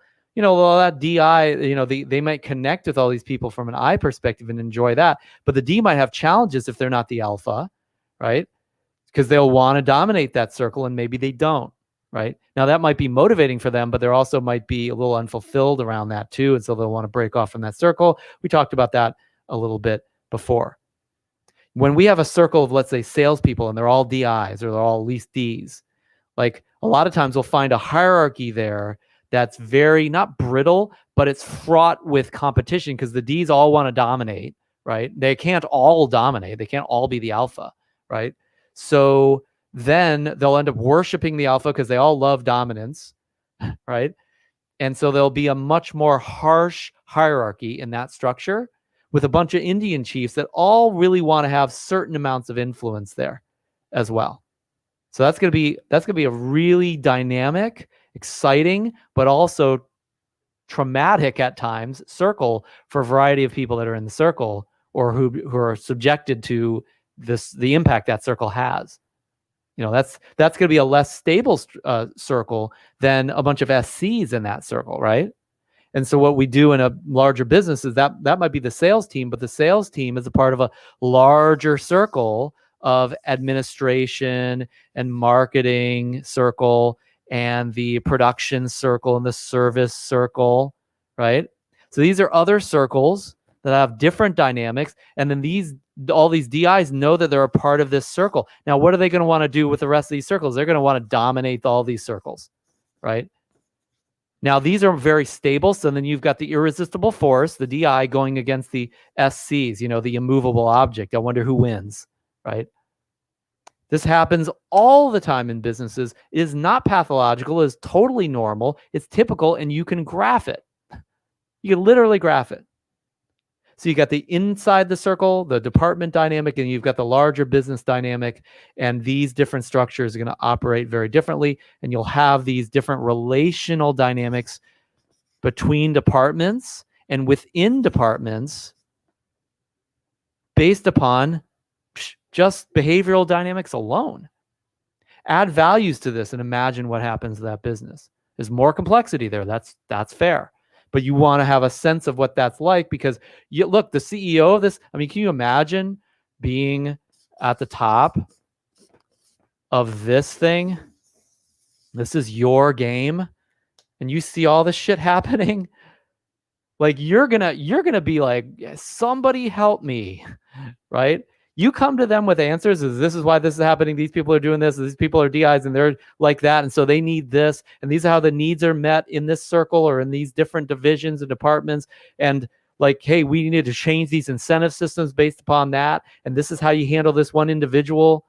It's like, what do you think? They're gonna be throwing money at you, right? Because they're in need of influence within this structure because they're the alpha in this structure, chances are, or they at least want to be. And they want to keep the money flowing and all the different ways that they meet their needs through this, that they want to keep running as a machine because there are mechanics to this. And each of these individuals needs and deserves their needs met as well. So you could coach them to help that happen and have a kind of an interdependent relationship between these two power structures. You can also coach the people on the team to have a better relationship between those two power structures, plus within the other divisional structures as well. So like one business that I coach, the $5 million a year coaching business, I coach from time to time the CEO, but then I also coach all the individuals on these different teams. And I can actually contribute to all of them, plus contribute to the entire circle to get bigger, to be a stronger, more stable, and more dynamic circle. How's that for making a positive impact on humanity? It's one of the major areas. And so many coaches are like anti-business and they don't like business. They don't like the profit motive and all that kind of stuff. It's like, well, if you don't want to impact business, there's a big part of life you don't want to impact. You're just going to limit your contribution. Rather, I'd want to bring something that they don't have, because naturally, yes, these businesses are driven by achievement and money and hierarchy and stuff like that. Well, maybe I can bring some things to the table that, like, hey, look, appreciate that stuff exists. I'm not against it, but also I can bring them to a higher level because I have other things that are valuable that they may not initially value, but maybe they need to. I can change the world doing that, person by person, company by company. All right. So let's see. We have one last example in this one for bonding structures, which is, what if you're, and then we're talking about attributes now. What if you're high systemic? Your client is high systemic, let's say, and they're in a dyad. How do you think that's going to impact the stability level of a dyad that's already fairly unstable? You've got a systemic thinker. Now, they're probably pretty stable because everything is the same all the time, right? That's the systemic thinker is like a computer, right? So they might actually be the source of stability, but it's a question of who they attracted as well, right? And by the way, where certainty might come from this, like they might create a more stable dyad because of that systemic thinking. There might be a lack of variety and love, at least for this person who's the other side of that dyad, right?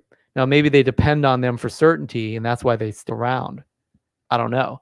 But as soon as they get more certainty somewhere else, there's no question where that's going, chances are, is they don't need them for certainty anymore. And that systemic thinker will have trouble not just labeling that person and becoming a victim of the villain, right? Because that's a systemic mindset, very, very possibly. There could be other really positive things around that system. I've seen some very, at least stable relational structures in even dyads. They ultimately usually become triangles if they're stable enough. It's like the triangle almost like reflects that stability, if you will. It's acceptable to everybody, if not desired. So let's talk about what if this was, I got it back. Okay. Oh no, it was my red that I lost. Okay. So let's say this was, again, a triangle. So there's somebody down here, and this is a systemic thinker, right?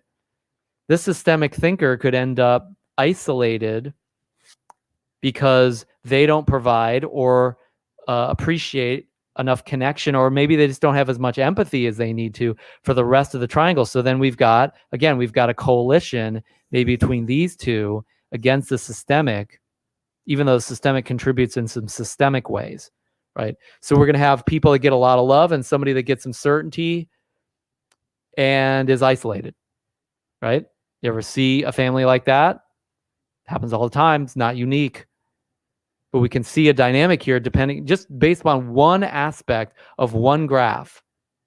This person thinks like a computer. They see their family through that same lens. And so they're a little cold. They're fairly certain, maybe significant, but there's not a lot of variety and love there for these guys. So they have to isolate from that systemic thinker at times. Or maybe they do it in other ways. Maybe they attack them or defend against the systemic thinking, or try to get that individual to come around, and they're a very hard person, right? Rigid. And by the way, because this is a triad now, that triad is going to tend in a direction that's not just and only based upon the systemic. That systemic person might have dominated the dyad. All of a sudden it becomes a triad, goes in a whole different direction, and the systemic is like out of control. That's not a really fun thing for a certainty-driven systemic thinker, right? They could lose their mind doing that, and people do. So what about if this was a circle now? So it's not a triad, it's a It's a full circle. And then you still have the systemic thinker. Well, that systemic thinker, again, could be sidelined even more. They may lose a sense of certainty, or maybe that circle becomes very stable, and so they actually enjoy the certainty of that structure, even though they don't necessarily understand the moving parts within it, right? So these are the kind of questions you want to be asking when you're thinking about any of these models, how what you see in a graph impacts bonding structure, survival needs, and finally, model 3, hierarchy and position. All right, this one, clients are externally and biologically positioned in a hierarchy. So let's get one example for this. How does a high D integrate in with hierarchy? Like you forget about the rest of their graph. They just have a D, right? That's all we know is they're very, very, very high D. If they're high D, where will they tend to be in the hierarchy? Probably the alpha. And so again, let's say they're high D, they're the alpha. How does that dynamic impact? Those two things. They're at the top, they're a D. Well, they're probably really fulfilled. They probably think that's where they belong. They're probably comfortable there, rather than somebody's low D who's probably going to be less comfortable there, even if they feel responsible for doing that and being that person, right? They're probably going to behave in a way that actually makes sense considering this top-down hierarchy, right? They'll dominate everybody else, and everybody else will just come along for the ride because they're all betas and omegas. What if they're a beta, though? What if they're here, they're a D and they're a beta? Like, how's that going to play out? Well, they're probably going to be motivated to get to where the alpha is, either by leaving or by killing the alpha or beating them at their own game, moving up. They're going to compete. They're going to try to, if it's a meritocracy, they're going to try to have more merit so they can then at least move up the structure, if not take on the alpha position. They'll have dreams of this position, even if they don't talk about it externally, right? They won't be fully satisfied until they're there. And if this isn't the ladder through which they can actually become the alpha, they'll always have outside areas, outside spheres, outside ladders that they'll be after. So that sales team I coach is a bunch of Ds. They're all betas basically, except for the one alpha. There's only one. It can only be one alpha. There's never two alphas, right? And so there are all these betas that are Ds, and guess what? All of them have in common. They all have outside pursuits for how they can get significance and how they can dominate. One wants to be a singer, the other one wants to be an actor, the other one, another one wants to have other businesses, have creative pursuits. They have all these other vehicles, all these other spheres in their life, because they're not able to fully fulfill that competitive nature just in being the beta ongoingly. They got to find at least a dream of winning, so to speak. What if this D is the omega? Well, we already talked about they go postal, right? But that D also could be, instead of the leader, they can actually maybe try to lead from behind, and they can actually try to maybe sabotage or threaten, argue with, and battle with everybody else. And by the way, they'll always lose, right? But they're still going to have battles. I know one individual on this team, and they're another D, but they're the omega D, right? And so they're the lower performer, and they constantly, every about 6 months or so, pick a fight with the alpha in some way, shape, or form. Now, the alpha dominates them and beats them into submission, right? But they still pick the fights, right? So they go lash out. It's kind of like this smaller lion lashing out on the older lion. The older lion's still dominating, but that smaller lion, or that could be actually the elderly lion, still is kind of like wanting to have some dominance, and they get beaten and they go and slunk off into the corner, right? So this D will withdraw more often as the omega, but they'll still attack. They'll attack and withdraw and attack and withdraw. This D will be attacking all the time, and probably in a more high serotonin way, where they're more they're more confident, right? This one's going to attack like, oh my gosh, I have to do this. You're horrible. It's going to be more like threatened, anxiety-ridden attack. This one will attack. It's like very quiet and self-assured, like you will do this and this is the way it is. Both Ds, different position on the hierarchy, different style, different approach, different dynamics in the hierarchy. So those are just some possibilities as to where how a D might manifest in different positions in the hierarchy. Let's look at a dynamic in the attributes. So we have this is your AI that you're looking at for your client. And so we've got your externals over here. I didn't even plot them. But then we have a really low sense of self with a negative bias, okay? So if you can read that, that's low sense of self, negative bias. Basically what we used to call low self-esteem. Now, how's that going to impact how they operate in various positions on the hierarchy? So that low self-esteem individual probably is going to tend towards an omega role, right? Because they're, they like what their feelings don't matter. They don't matter. It's like, they undervalue themselves. They don't even understand themselves that well. So they're not like very socially apt, if you will, right? They're probably socially awkward in some ways. Is all probably revolving around their own feelings too, because they can't tell what their feelings are. They don't have a lot of power there. And so they'll probably just gravitate towards an omega role, and they'll probably stay there unless and until this changes very much. What if they were the alpha with this? Well, they might take that low self-esteem out on everybody else by harming other people or dominating them in a way that's painful because they're maybe in pain, right? So they express that. How long will that last? How long will an abusive hierarchy last? Well, some of them last quite a long time. Many of them just get destructed, right? They get destroyed because of that, just because of this, right? And this person they get rid of them. They mutiny, right? Or this person might be at the top, but they don't act like they're at the top, right? They act like they're at the bottom, like, hey, I'm just here to support everybody. We have more of a servant leader, so to speak, that could actually work, depending on their other skill sets and how they operate, depending on the dynamics in the hierarchy, depending on the sphere and the bonding structure. So what about being a beta? Well, in all these different beta areas, that lower self-esteem is going to make it very challenging for them to climb the ladder. They might end up static in that hierarchy because emotionally speaking, they don't tap in to a confidence that would move them up the ladder. So that's a little on model 3. And by the way, what would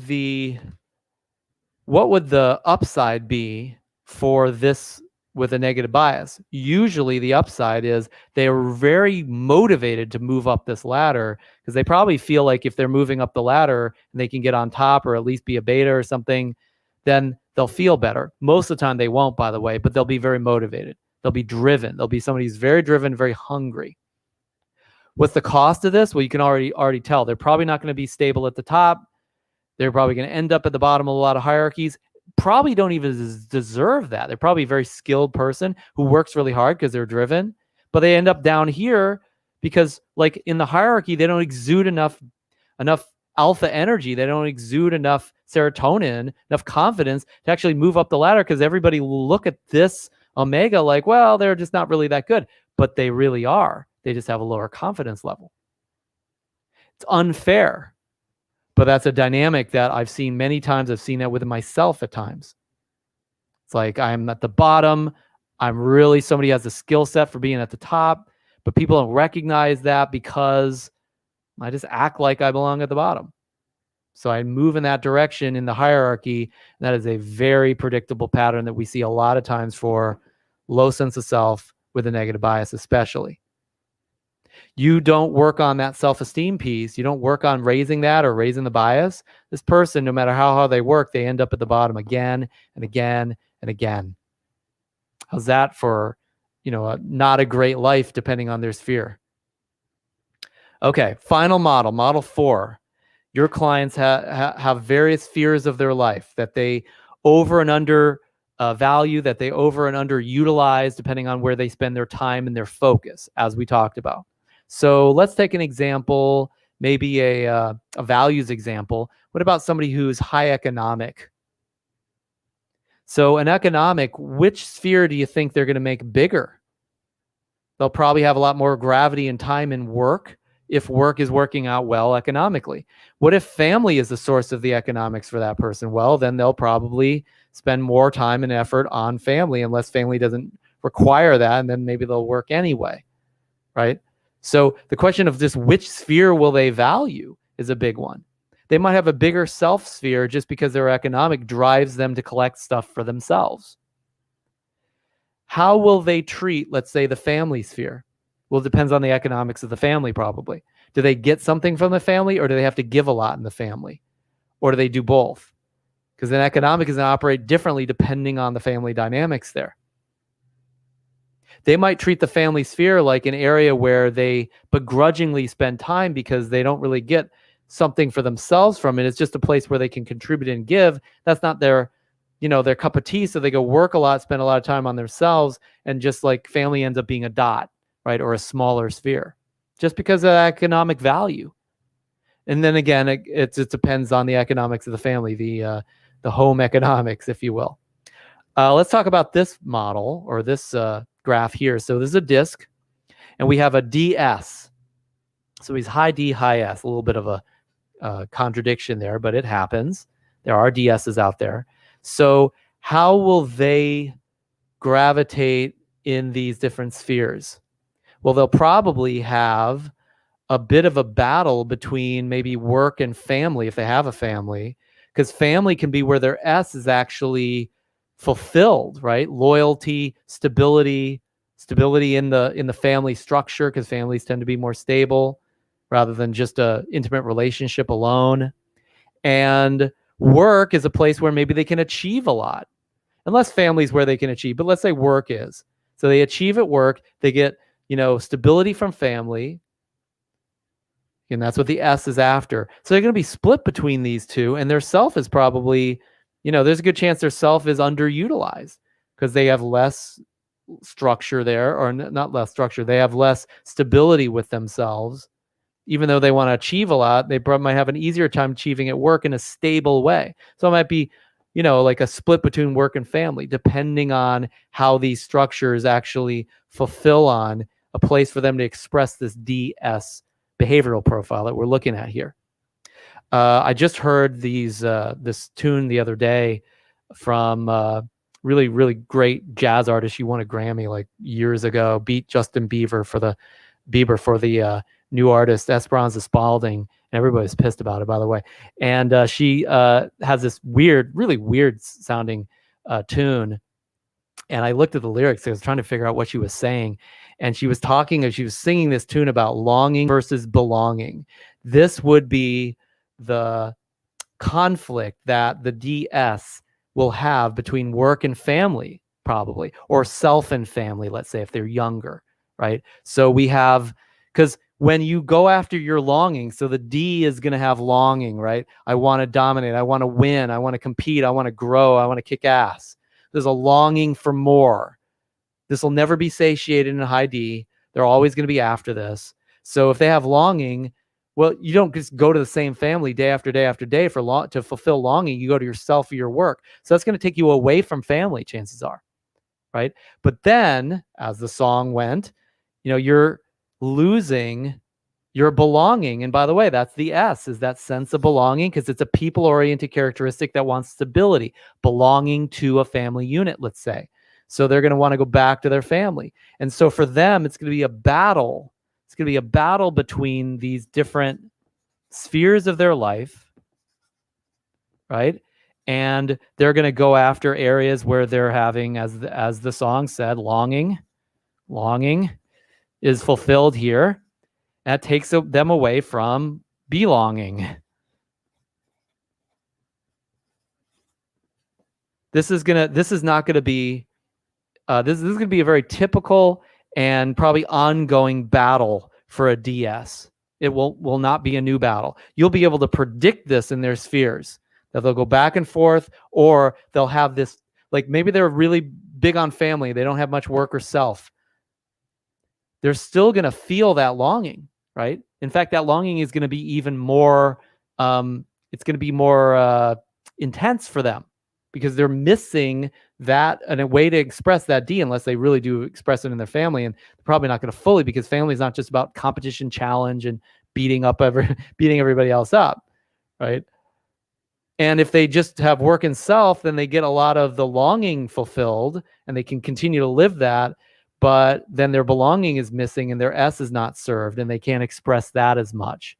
Or they'll try to force their work and self to become family units outside the family, and all of a sudden the family just disintegrates, let's say. So think of this as the longing versus belonging kind of conflict. And it actually acts itself out in spheres of somebody's life, in spheres of your client's life. So they really may need a balance in their spheres, or to balance their spheres, in order just to balance how they're going to live their life. They got to find ways to deal with that conflict, because it's not just a me conflict within themselves. It's a conflict that'll express itself in their different spheres. Make sense? Any questions or confusion about this? Let me know. Hit me up in the chat.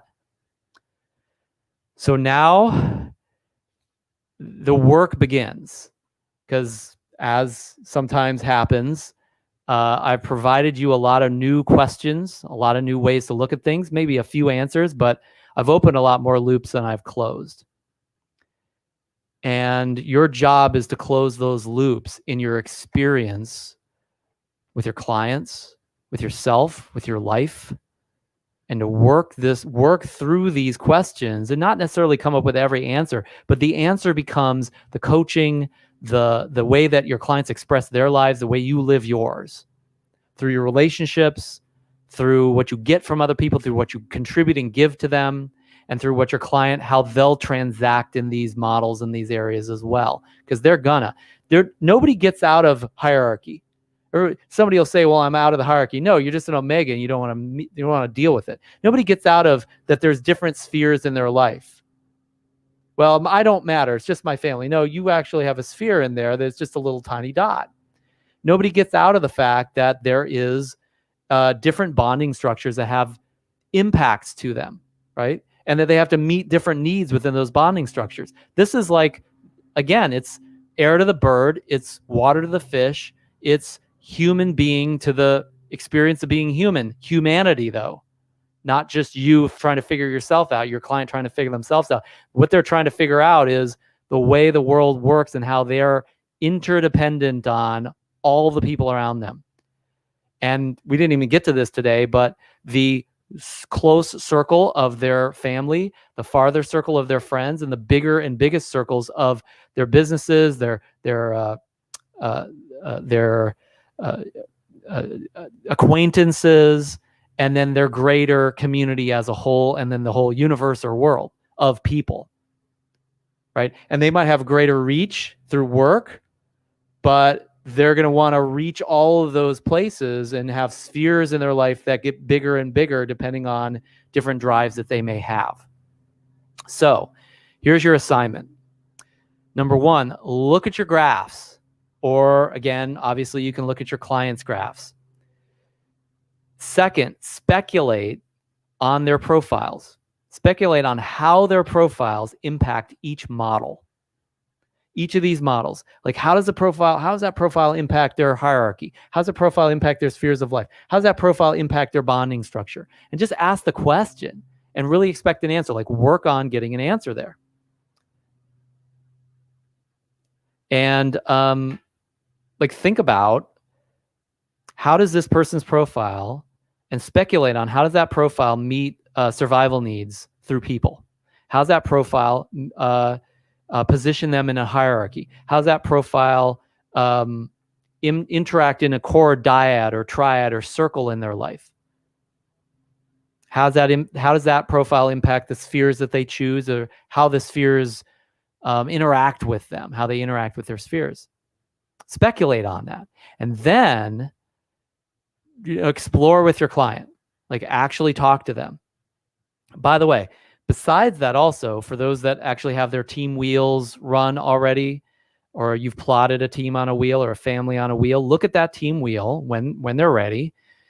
And same thing, speculate on how does that wheel, that group dynamic, impact the team in terms of each model. What about how each individual on that team meets survival needs through the team, through people? How might that team not be meeting certain survival needs depending on the team dynamics there on the disc or on the values structures? How does that team wheel construct itself as what are the dyads that might form in that team? What are the triads that might form in that team? How does that team operate as a circle? What might be the stable structure that they create behaviorally and values-wise that isn't going to be easily impacted by others that are maybe opposed to that value set or that behavioral structure, right?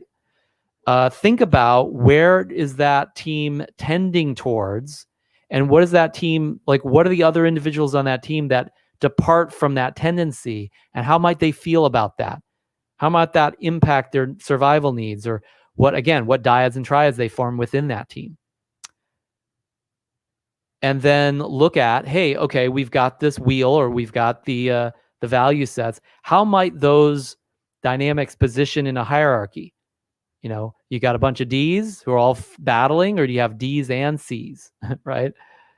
You got a bunch of economics that are, vying to compete economically, or a bunch of altruists that are trying to position themselves lower in the hierarchy so they can support more people, let's say, or at least dominate from a supportive place, from a place that contributes. And then finally, what about how that particular wheel impacts the spheres of life in the team members, or the family members? What spheres might those individuals and might those family members end up spending time in, or spending too much time or not enough time in, enough focus on, putting enough value on, based upon how the group dynamic is playing out?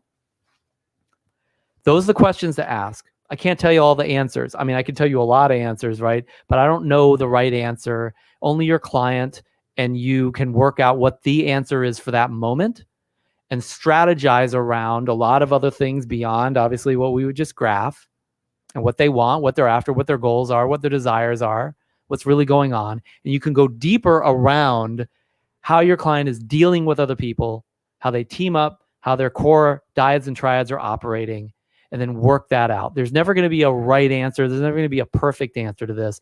There's only their choice. And they can make a choice just based upon a guess and see what works and what doesn't, and not understand and appreciate the dynamics that are going on there. Or they can strategically appreciate these dynamics and where they fall in those different hierarchies and structures, and then make a strategically informed choice. Still got to make a choice, right? It's still not the perfect choice, right? But they will at least be able to make a value judgment based upon accurate results in their graphs, and also appreciation for how those graphs and what's going on around them are impacting all these different structures with the inner dynamics between them and the world. They're not going to have that mystery of being human anymore be the thing that constrains them in their life. They will have answers that at least give them a really good sense of what's truly going on, and then what they decide to do about it. So that said, my request for you is share this with somebody that needs it. Share this with your client. Share this with the business that you know is challenged in these areas, that they've never been exposed to this stuff before. Let's actually make it, kind of deliver on the mission of making an impact with this, either via educating people so then you can coach them, or actually coaching the coaches and letting them know, hey, these are the things that are at play that could really make a difference in the lives and the businesses and the families of the clients that we serve, and anybody else that they touch, where they can actually start to learn these things as well, because they don't teach us this stuff in school. And I appreciate it very much as well. It would help me in my vision and mission to make a difference and make an impact on these individuals that I'll never meet, just by sharing this with somebody that, or the public, or your particular social place that you're at, your platform, or at least giving us a thumbs up if this really made a difference for you, because it really makes a difference for our ability to impact as well. And as I mentioned, if you have any questions about this, let me know. And then finally, I'm going to be posting 2 links to 2 videos. And in fact, I think it's in the description already if you go to the YouTube video. The first link is to the tribal transformation video that I posted recently, or in a recent training, in strategy immersion training, that covers other dynamics around peer group and ways to coach people just on peer groups. So I want to give you a chance to go deeper in that area. And of course, we'll study in strategy when we get to it. And then second video it's a video called, I think it's called Cult Control. And it's about all the different kind of hair triggers that people have that make them do different things, just that make them, like, compels them to operate in a certain way. But there is one specific hair trigger that we talked about today, which is hierarchy. And we talk about hierarchy in very specific ways, in postural and stature dynamics within that cult control training. And so I'm going to give you a time code. I'll have to find it because I haven't posted it yet, as to where that part starts in that video training. It's like a 2-hour video training. It's quite intense. It's pretty dense. But this area where it covers like what stature people tend to hold themselves in, depending on different hierarchies and different bonding structures, they have a stature with you in a bonding structure with you as their coach. But they a hierarchy that they perceive, right? And a true hierarchy. And then they also have other hierarchies that they perceive around them. And the dynamics of their relationships massively change based upon their stature, their internal stature that they perceive, and their actual stature, and the relationship between what they perceive and other people perceive in terms of stature. That's a huge dynamic that happens in every single relationship on earth, including all your coaching relationships. So it might be good to get a sense of how that psychology of that stature piece actually shows up in reality. And you're going to learn that in that particular training. And I just got to give you a time code, but you already have the link to that video. So feel free to watch the whole thing as well. And I will talk to you next week in week 7 of Assessment Immersion Training. Take care until then.